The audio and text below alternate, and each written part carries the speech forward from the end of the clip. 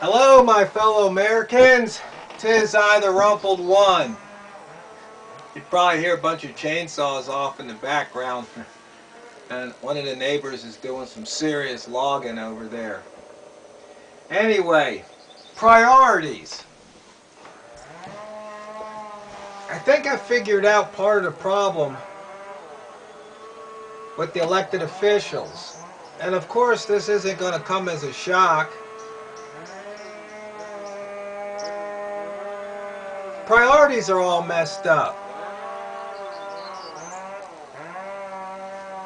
You know, once again, in the news, big news. Redskins lose their trademark. Redskins football team, NFL.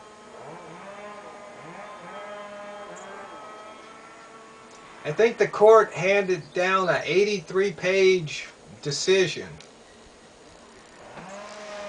I mean,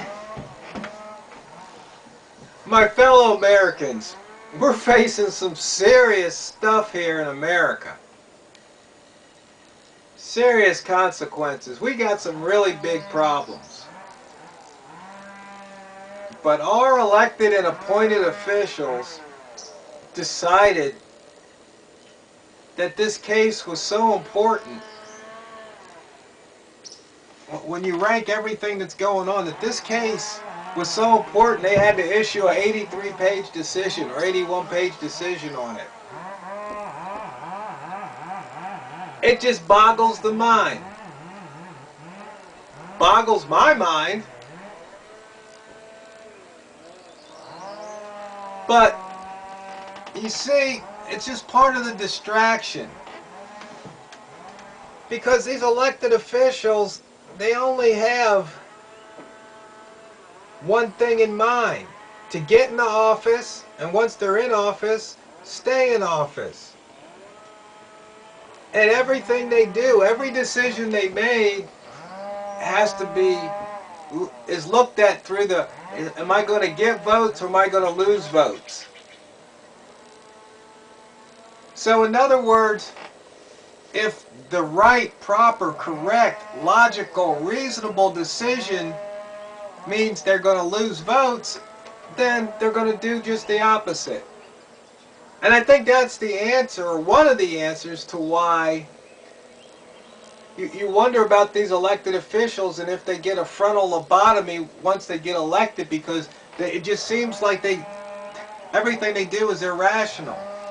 But you see, that's because we're looking at it as logical, reasonable human beings, not as some political predator whose only goal is power and control in that seat in office.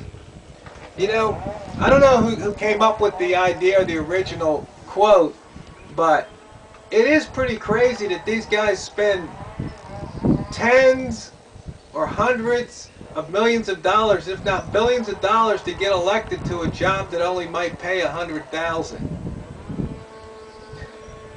I mean, think about it. You know, one campaign reform would be real easy. You can't spend more on the campaign than you would earn in a year in office. Oh, look what would happen then. Talk about leveling the playing field. So what's the president make? I'm not really sure anymore. I think it's $375,000 or $500,000. But I mean, let's just say he makes $1 million, even though I know it's wrong. That means next person running for president, the most they could spend in their entire campaign was $1 million. I mean,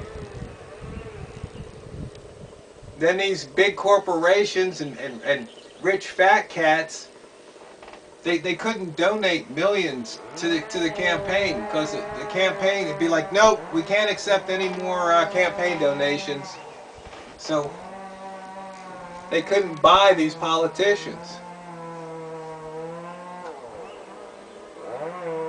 But of course, that legislation will never see the light of day. It won't even get discussed.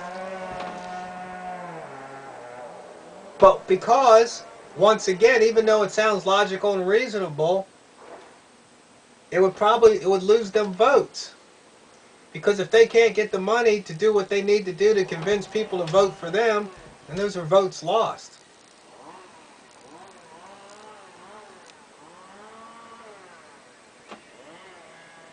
See, sometimes sitting up here and pondering things might take me a few years or a few decades, but eventually I come up with an answer that seems to me to make sense. But I think that's why their priorities are skewed or whacked or out of whack. I can't see anything else, because these are some smart people. I mean, they've gone to Harvard, Yale, Princeton, Oxford. These aren't mental defectives at all. But once they get that taste of politics, that political power, then all of a sudden their only goal is get in office, stay in office, no matter what it takes to do that.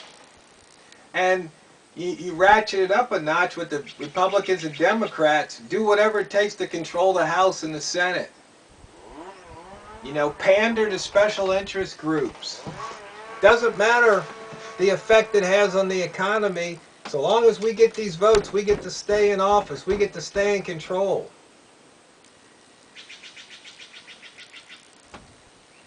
And that's why there's very few things that come out of Washington or your state capital, sometimes even your county seat, that makes any sense. We've got people here in Mayberry. If you dangle some money in front of their face, some company says, hey, yeah, we'll do this and we'll give these many jobs. Oh man, these local county commissioners and other elected officials, oh man, they'll just be jumping up and down and salivating. Ooh, because we could show our voters that, hey, we brought jobs to the county. Even though it might be as stupid as putting a natural gas facility, right next to the ocean, when we know it's just a matter of time. When the Cascadia earthquake hit, it's just going to wreak havoc. But they dangle a few jobs in front of these guys' faces, and they're like, they just can't wait to sign. No thought. It doesn't make sense to build it there. Oh, but it'll bring jobs. Well, guess what? And jobs will get me votes, keep me in office. My fellow Americans, it's just time to wake up and smell the tyranny.